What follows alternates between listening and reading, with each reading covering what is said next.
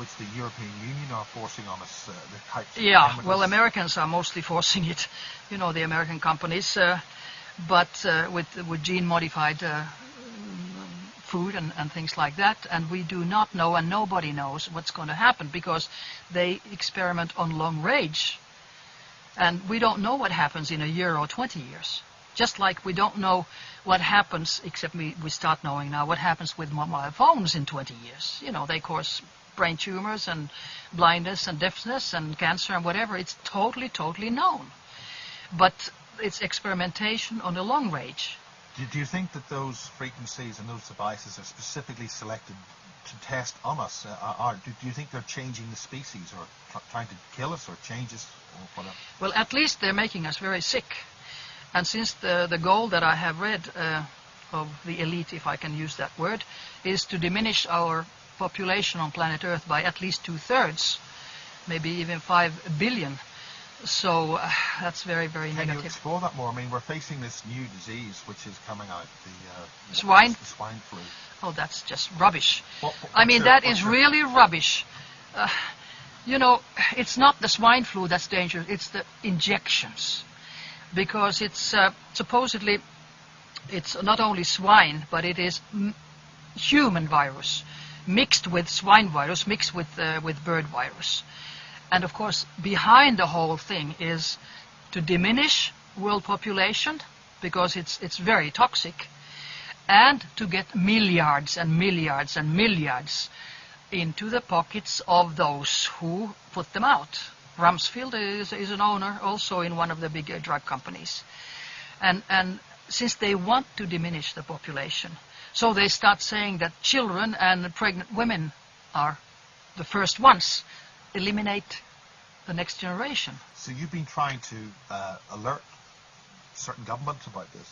Not governments, but I have written information to Finland, because I don't think it's going to work. Because even if WHO... It has been tried before in the late 70s? Yes, 76 they had in the States the swine flu, and it was stopped, the injections, after 3 weeks, because so many people died or got Guillain-Barré syndrome, which is their neurology was destroyed. So now they're making a little adjustment and doing it the same. And before that, they have also made sure in the States that people don't get compensation for the damage in their health, because previously, 76, they had to pay big amounts. Like, in the States, their compensation is big when you destroy somebody's health. But now they have a law in the States that these companies are not liable, nothing in compensation, if the patient is killed or if the patient is sick for life. So they have really thought about it. So they can poison us and kill us and get away with it scot-free. That's right. So how is this happening? How are so many governments allowing this to just happen? Because they're not allowing it yet, because nobody has done anything yet. They are just having a scary program in the mass media. All mass media says, oh, it's going to be terrible. Now it's something, bang, bang, bang. It's a scary propaganda. And people get scared because they don't know. Now, WHO has ordered that, everybody has to be by force injected. Previously, WHO did not have this ability to tell them to force any government, because it was only recommendations. But it was 97, 98, I recall, that they signed with 194, was it, states about that if there is a pandemic, or, real serious pandemic, so then they give an order. Now, in the beginning of June, WHO said pandemic 6, that's the highest. Now, go to any country in the world, people are not sick. There are not millions in swine influenza. So this was just done to force people and prepare the governments to give injections by force. But it's not going to work. I don't think Norway is going to do it. So do you think the figures released by the World Health Organization are actually false? Of course they are. Of course. But you have to remember, why do they do this? Always remember who benefits. Who benefits? They have been forced, in my mind, to do this. And by whom? Big Pharma. Big Pharma, which is, deals with the world population and the world money and all this. It's milliards.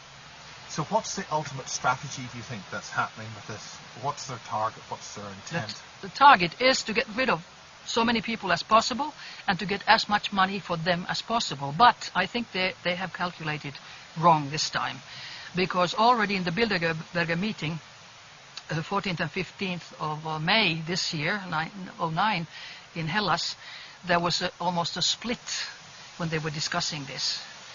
And I can well imagine that people normally, attending do not always agree with Mr. Kissinger's plan to eliminate a great deal of world population. And now, for instance, yesterday, the Finnish government made a decision, changed laws, which is very interesting, changed laws that swine influenza is not anymore on the list of being a dangerous, serious, contaminating disease. And that means that, of course, then people have to pay for themselves. It's a money question too. But in my mind, of course, this is a legal question for the lawyers. But in my mind, if something is not a dangerous, contaminations disease, you cannot be forced to take an injection, right? So I think they were very, very smart. Also, I just read that from the Folk Institute of Health in Norway, that director had said that there has never been many meaning to force people to take, but they can take an injection, and I hope nobody does, especially not children, especially not pregnant women, and actually nobody.